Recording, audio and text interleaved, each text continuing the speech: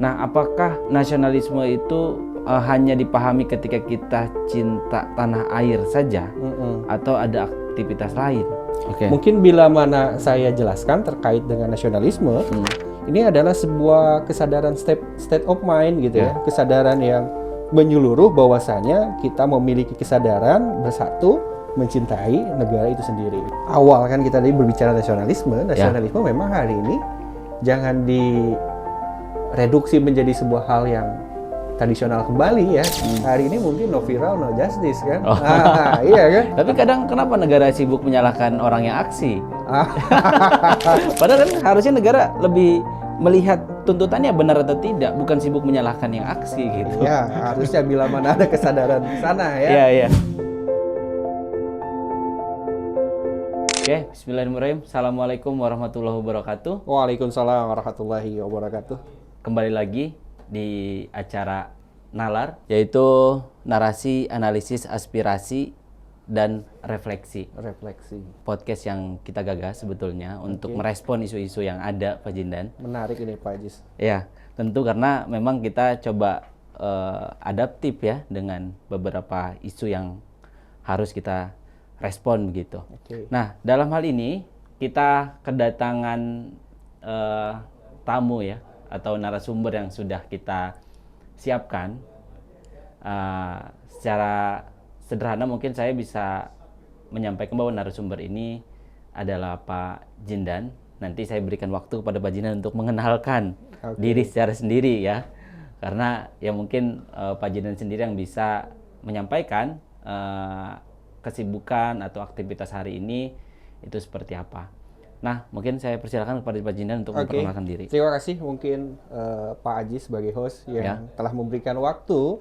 Akhirnya saya bisa mungkin hari ini berinteraksi dalam podcast yang luar biasa ini, dalam podcast Nalar. Mungkin perkenalkan tadi, saya Zindan Bainal Hubi. Kemudian hari ini saya mengajar di Universitas Islam Syekh Yusuf. Selain mengajar, mungkin saya pun hari ini sedang melakukan perkuliahan juga, menjadi mahasiswa juga untuk studi selanjutnya, studi S3, dan ya sekarang itu pun saya diberikan kesempatan mungkin menjadi pengurus untuk lembaga penjaminan ini ya, penjaminan mutu di lingkungan Universitas Islam Syekh Yusuf. Itu saja mungkin Pak Ajis yang bisa saya sampaikan. Ya. Nah, dan sebetulnya saya sempat berkenalan juga ya di luar forum ini pun dengan Pak Jindan. Jadi ya cukup dekat lah ya.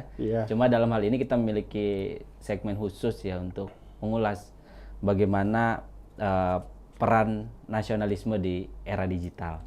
Begitu. Yang mungkin nih bobot pembahasannya Pak Jindan sangat menguasai sebetulnya karena tadi profilnya itu sekarang kan jadi dosen ya kan, pengajar S1, S2, S3 itu pendidikan kewarganegaraan ya? Atau saya Pancasila bilangnya? Pendidikan kewarganegaraan, S1, S2, S3 pendidikan kewarganegaraan. Nah, itu kan sudah sangat linier dengan pembahasan kita kali ini. Oke, mungkin saya langsung masuk saja, Pak Jindan. Mangga Pak Ajis. Gitu. Nah, untuk hal yang sederhana aja dulu, yang sederhana nih ya. Mungkin teman-teman juga ketika ditanyakan ya, apa itu nasionalisme, sederhananya mungkin tidak bisa mengartikan itu. Gitu. Mereka mungkin bisa memahami, oh iya nasionalisme gitu. Menurut Pak Jindan kira-kira nasionalisme itu secara sederhana seperti apa, Pak Jindan? Mungkin bisa kita maknai ya Pak Ajis ya.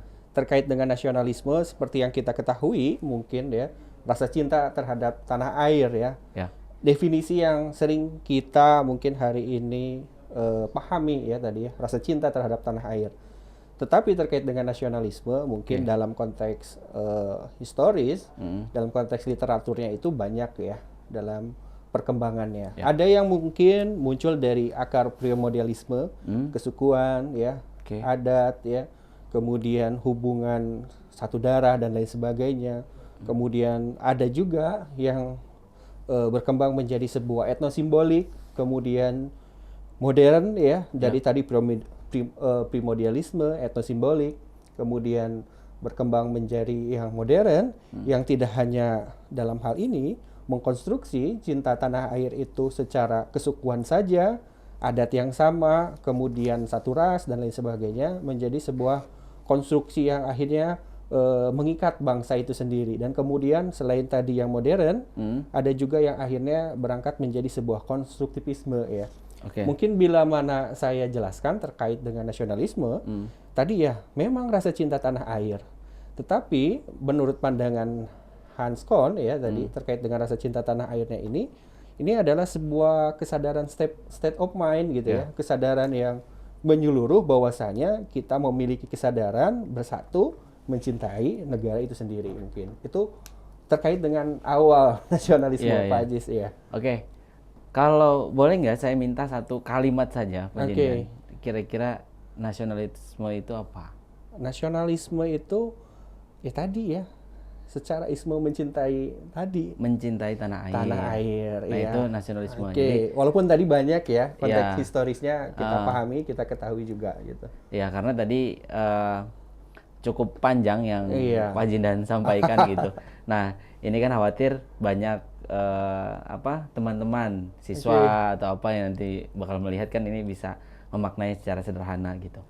Oke. Tadi disinggung tuh beberapanya, ada simbol, terus juga ada mengenai cinta terhadap suku atau juga terhadap daerah atau terhadap negara itu sudah pasti. Nah, apakah sebetulnya nasionalisme itu hanya dipahami ketika kita cinta tanah air saja atau ada aktivitas lain? Gitu. Secara aktivitas ya, ini bukan definisi lagi kira-kira. Sejatinya ketika mungkin tadi ya mencintai tanah air, ketika bangsa ini mungkin ya akhirnya bersatu menjadi sebuah nation state gitu ya. Mencintai tanah air itu pemaknaannya kan bukan hanya mungkin ya tadi ya dalam kerangka primordial hanya sebatas berbicara terkait dengan tadi ya bela negara dan lain sebagainya dengan yang tentunya kacamata yang primordial atau tradisional ya. Mungkin hari ini kita bisa memaknai rasa cinta tanah air itu dengan berbagai macam perspektif ya. Perspektif yang berarti banyak pandangan. Banyak pandangan yang mana nantinya ya bukan hanya tadi ya yang sifatnya tradisional ya. Tadi membela negara ketika negara diserang dan lain sebagainya. Mungkin hari ini kan negara sudah merdeka, yang mana mungkin nanti paradigmanya kita geser nih Pak Ajis nih. Rasa cinta tanah air tentunya bisa kita lakukan dalam berbagai macam aspek ya. Dalam mungkin mencintai produk kita gitu ya, benar kan? Produk lokal di era berarti, mungkin ya. Iya, di era perkembangan ekonomi hari ini kan. Iya, di era perkembangan ekonomi. Kemudian kita geser juga mungkin nantinya menjadi sebuah konstruktivisme yang terkait dengan penguatan iptek ya, bagaimana ya nanti kita mencintai tanah air dalam perspektif yang tadi ya. Ini ada pertanyaan menarik nih Pak Jindan. Gimana nih Pak Ajis? Ya, karena kan hari ini kan perkembangan digital, perkembangan teknologi. Nah, bagaimana kita merespon perkembangan digital atau teknologi ini yang semakin luas atau semakin pesat lah ya, terhadap ancaman nasionalisme itu sendiri? Nah, itu seperti apa kira-kira? Bila tadi ya kita memaknai nasionalisme itu kan bukan hanya hari ini. Mungkin tadi ya secara konstruksi yang sebelumnya, yang lama, yang tradisional, yang memaknai hanya sebatas mungkin membela negara dengan jiwa dan raga seutuhnya ya, mengusir penjajah dan lain sebagainya. Memang hari ini terkait dengan tadi nasionalisme itu akhirnya kan berkembang nih dalam berbagai ranah ya.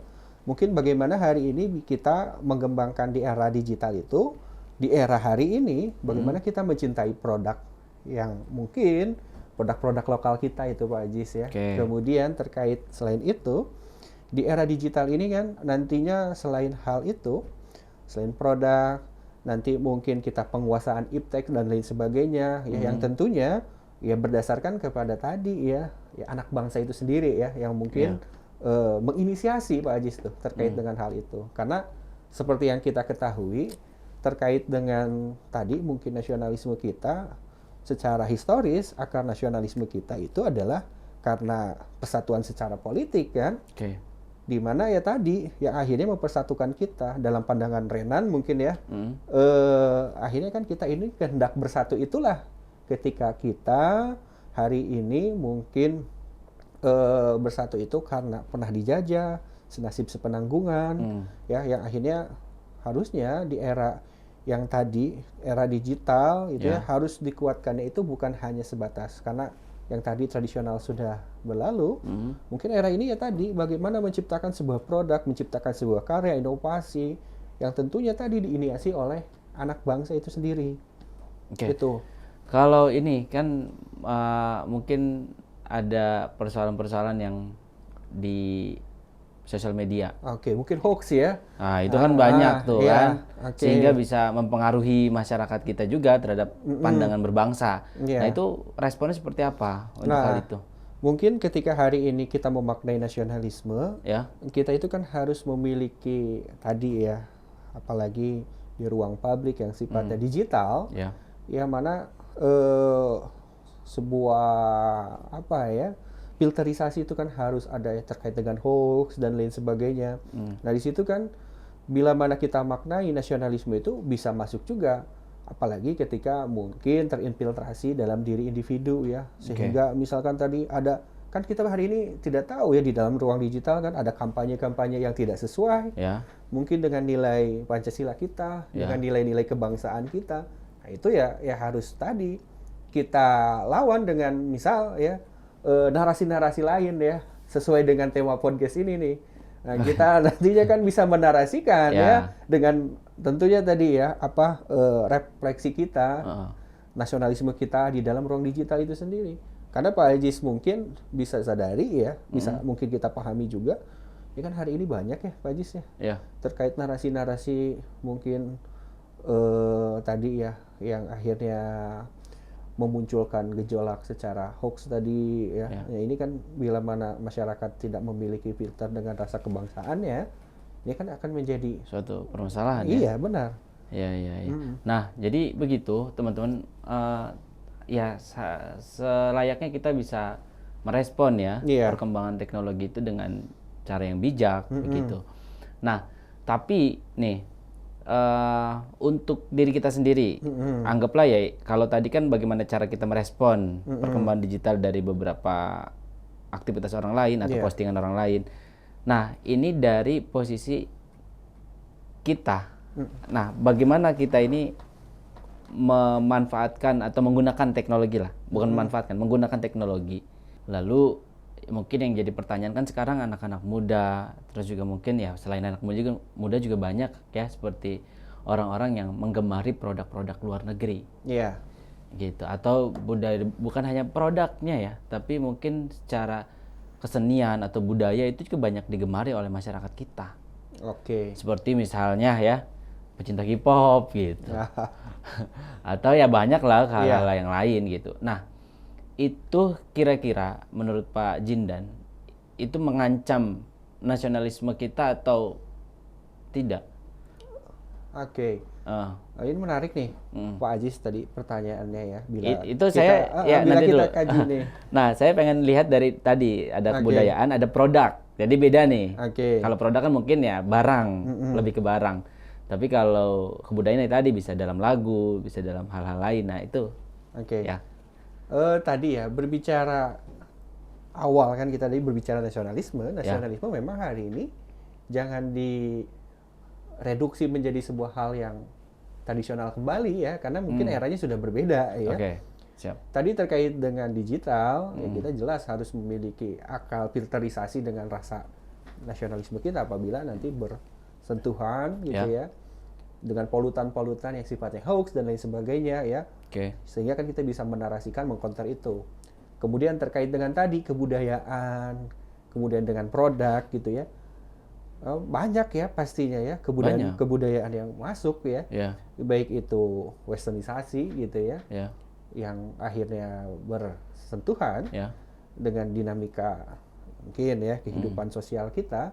Ya ada pastinya ya nilai yang tidak sesuai dan nilai yang ya harusnya kita reduksi tadi ya. Dengan mungkin tadi nilai-nilai rasa cinta kita terhadap bangsa yang mana bila mana nilai itu tidak sesuai kan ada kesadaran ya. Tapi terkait dengan kebudayaan yang tadi ya, kebudayaan ini sendiri kan, nah ini nih yang ingin saya tekankan mungkin ya, berbicara nasionalisme mungkin ya kita pun harus bisa mengkonter itu dengan kebudayaan kita. Oke. Jadi menghasilkan sebuah ini ya. Malah kita harusnya lebih fokus mengenalkan budaya-budaya kita ke orang lain juga gitu ya. Makanya tadi kan saya bilang di era digital ini kita itu harus berinovasi. Tadi ya pengembangan iptek kah, pengembangan hal-hal lain kah, mengenalkan kita, bahkan produk kita ya. Kemudian bagaimana mengisi ruang digital tadi ya dengan baik dan lain sebagainya. Nah, tadi terkait dengan kebudayaan ya tentunya tadi harusnya kita memiliki pride tersendiri terhadap kebudayaan kita. Yang pada akhirnya kita bisa jual nih entah dengan industri baik itu musik ya, industri film ya, seperti negara-negara yang hari ini mungkin ya, baik itu Hollywood ya. Hollywood kan terkenal Amerika dengan tadi ya film-film yang luar biasa. India dengan Bollywood nih ya. Tadi Pak Aji sempat singgung K-pop ya. Itu kan mereka memiliki trademark sendiri ya. Trademark terkait dengan kebudayaan atau misalkan visi dunia hiburan mereka ya. Nah, apa salahnya? Indonesia itu justru oke lah tadi kita harus memfilter terkait nilai-nilai yang tidak sesuai, tapi di luar itu kita menciptakan produk juga sehingga produk kita yang bisa dimanfaatkan oleh orang lain. Gitu. Jadi ya untuk apapun itu ya, tidak hanya di komunitas K-pop kan, banyak seperti di Bali kan itu wisata kebudayaan kan sangat dikenal sehingga turis ingin datang gitu kan. Pada akhirnya kan menciptakan profit ya devisa negara di sana kan. Itu realisasi dari bentuk tadi nasionalisme yang akhirnya kan menciptakan pasar ekonomi yang akhirnya kan mensejahterakan rakyatnya itu sendiri kan. Nah, apa salahnya kita hari ini juga menciptakan hal tersebut Pak Ajis nih. Misalkan dengan industri musik apa gitu ya. Kemudian selain industri musik tadi Pak Ajis mencontohkan kebudayaan di Bali ya, yang hari ini mungkin terkenal ya. Di belahan dunia manapun itu. Nah, mungkin daerah-daerah lain kan bisa tuh mengemas hal itu gitu. Tapi jangan sampai terjerumus dari akarnya gitu. Tercabut, mohon maaf itu Pak Ajis. Ya karena selain Bali pun sebenarnya masih banyak kan di daerah-daerah Indonesia ini yang memiliki kebudayaan yang cukup baik lah. Sangat. Bukan cukup lagi ya, kalau cukup tuh tingkatannya ini. Sangat baik lah.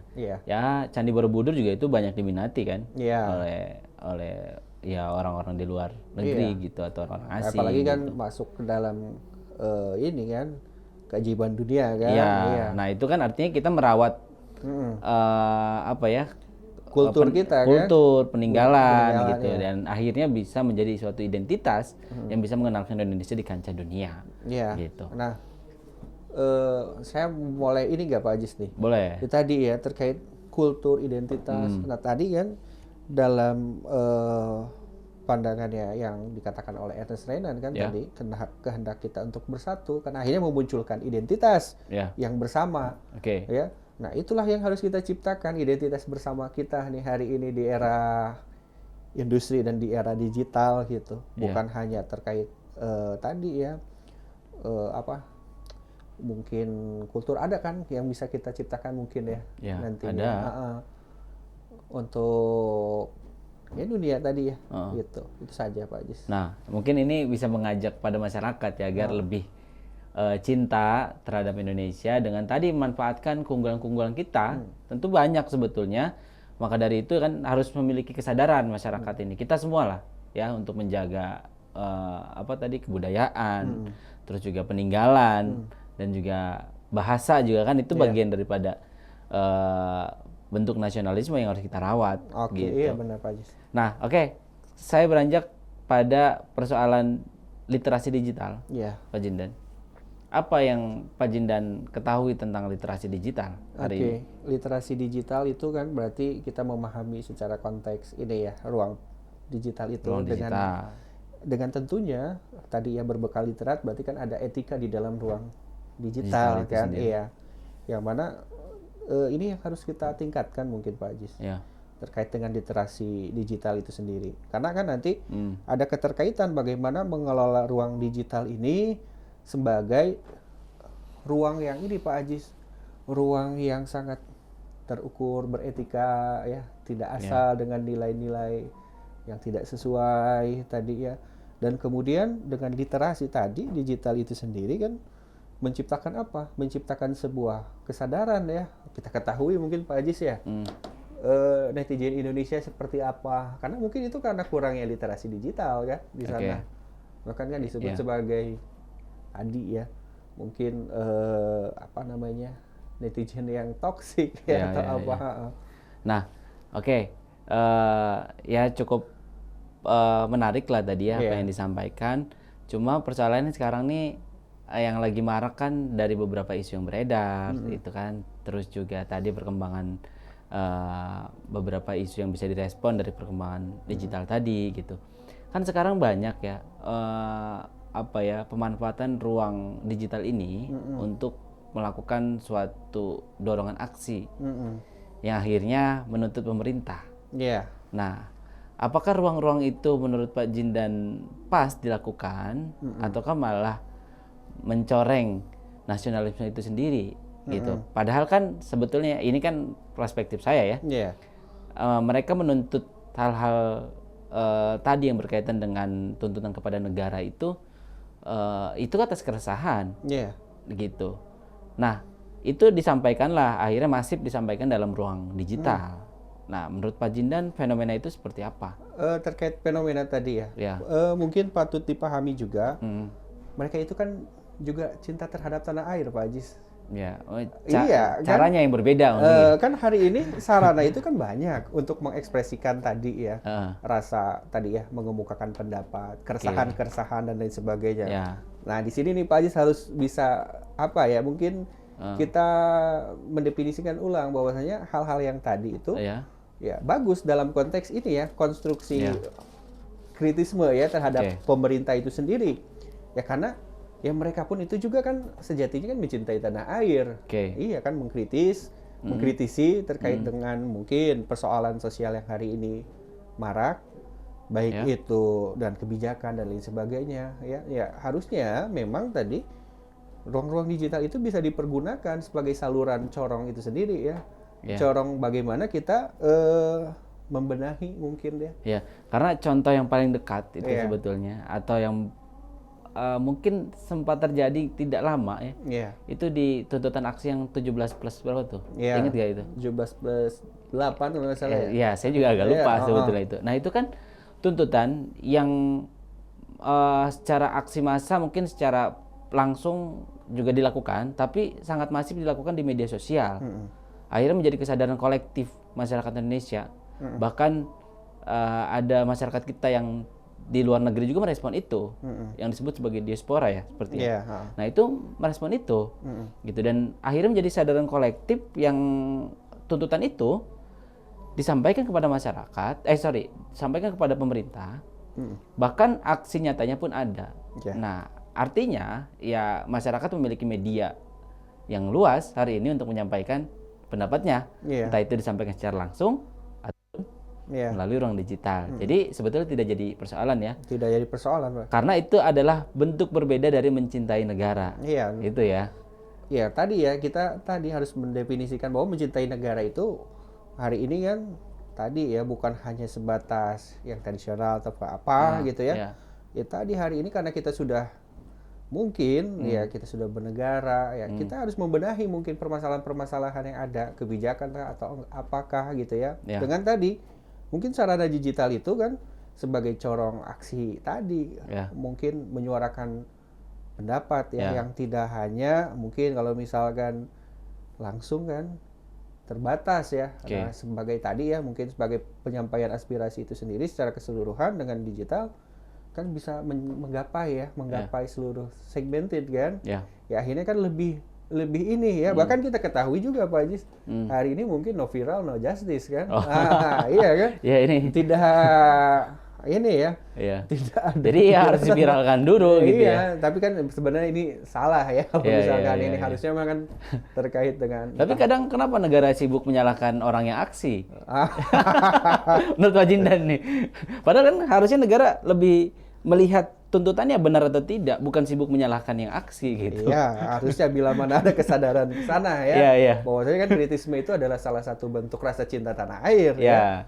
Yang mana tadi rasa cinta tanah airnya itu mereka memberikan sebuah ini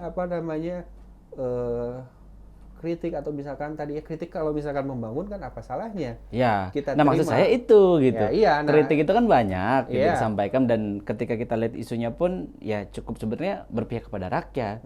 Itu kadang pemerintah tuh sibuk gitu mencari motif dari tuntutan itu gitu. Itu yang sangat disayangkan sebetulnya. Mencari dalangnya siapa? Iya, mencari dalangnya siapa? Aktor intelektualnya siapa? Ya. Daripada menyelesaikan tuntutan itu. Iya. Gitu sih, karena kan banyak mahasiswa yang sekarang merasa tidak aman melakukan aksi.